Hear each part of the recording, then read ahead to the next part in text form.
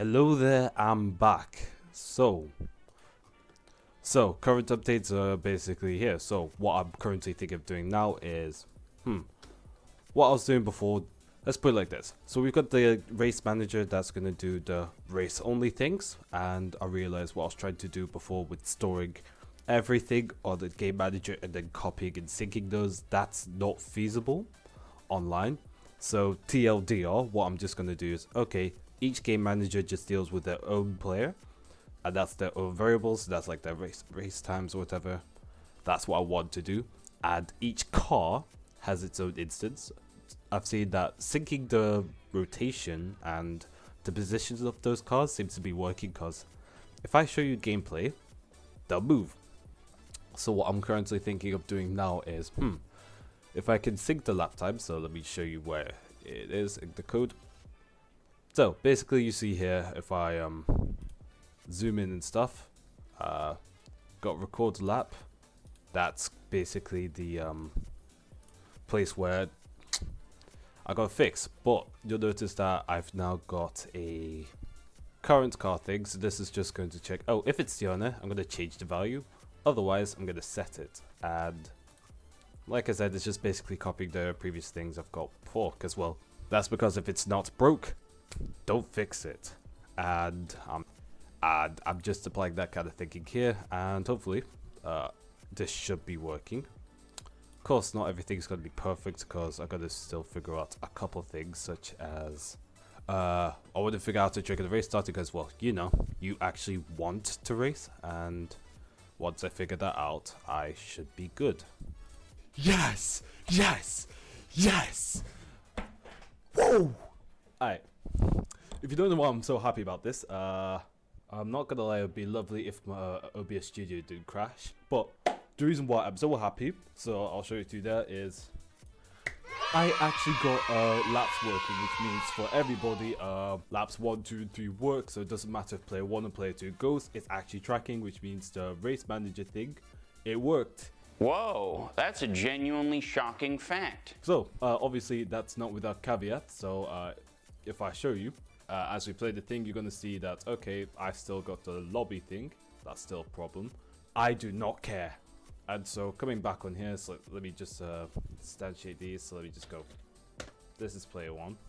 And then I'm going to quickly create player 2, join that lobby, blah blah blah, let me change it to zombie.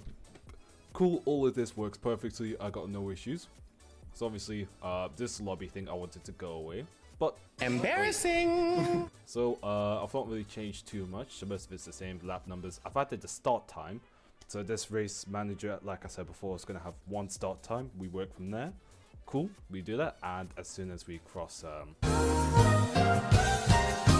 oopsie daisy, I just realized I've stupidly muted myself within recording. Point is, I was just going to talk about, okay, got distances to next checkpoint happening there, so I'm using that for rankings. And apart from this stupid join the lobby, which is not disappearing, I've got to redo the rankings, because like I said before, the drawings, don't blame those. But so what I've got to do now is fix the player rankings. So before, I had the game manager, like I said before, do literally everything.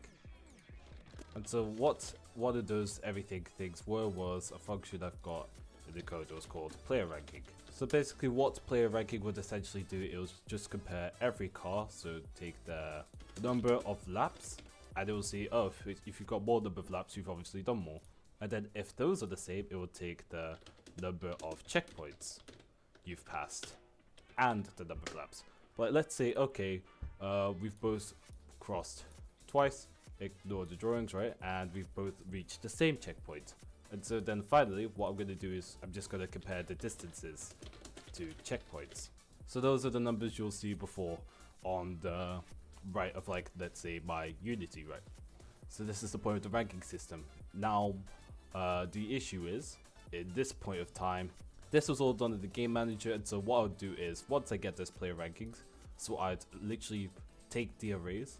So let's say I'd have a copy of player 1 and player 2's transforms, and I'd constantly change those positions. That would be annoying for multiple reasons. I just think I'm too stupid to understand this. One of those is that if there's no game manager, or rather if there's no race manager on the clients, I can't do this. So what I'm thinking of doing it now is, instead of doing this on Game Manager, what I'm going to do is I'm going to shift this all onto my Race Manager essentially. So everything to do with races, except for the bare minimum, like the players like timings. So if I've got like player 1, their timings will only be on Game Manager 1, and for the other one, they will have, for player 2 for instance, they will have their own timings. Just like that. So what I'm essentially going to do is have the Race Manager take this algorithm, essentially slap that on, make things easier, and then use this to calculate my player rankings. And then all I'm going to do is I'm just going to say, okay, you are first, right? And I'm going to say, okay, this one is second.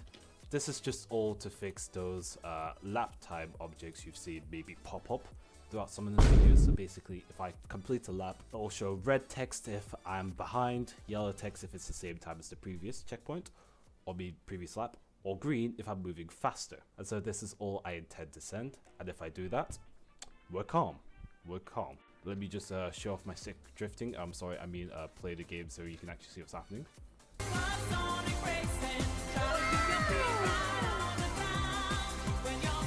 Once I've got this big hurdle out the way, I'm actually excited to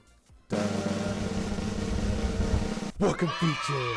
So I'm thinking, it's been a while, and before I like get bored or burn myself out with trying to code over and over, of which the solutions were possibly the most disgusting code you've ever seen. So are you serious?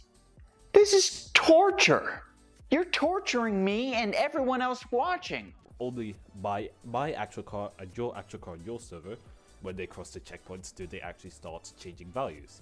Because the clones are just there not to do anything crazy, they're just there to show me where you are, so that it gives the illusion of multiplayer, where it's just really single player, but you're just racing bots of other people in real time. And that's the magic of multiplayer essentially. So obviously later on, so apart from just maps, which I'm going to do in Blender, which means I have to go relearn like Bezier curves and all that fun stuff to get the racetracks done. So once I might do that, so if I'm gone for a while, that's going to be why. So whilst I'm doing that, rechecking this programming book I made for myself years ago, when I actually knew how to make Blender of some sort.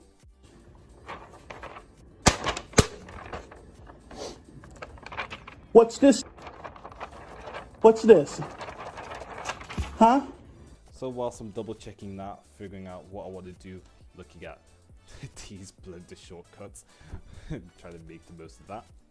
In the meantime, I might continue to rip off Mario Kart by making the red shell, blue shells and that.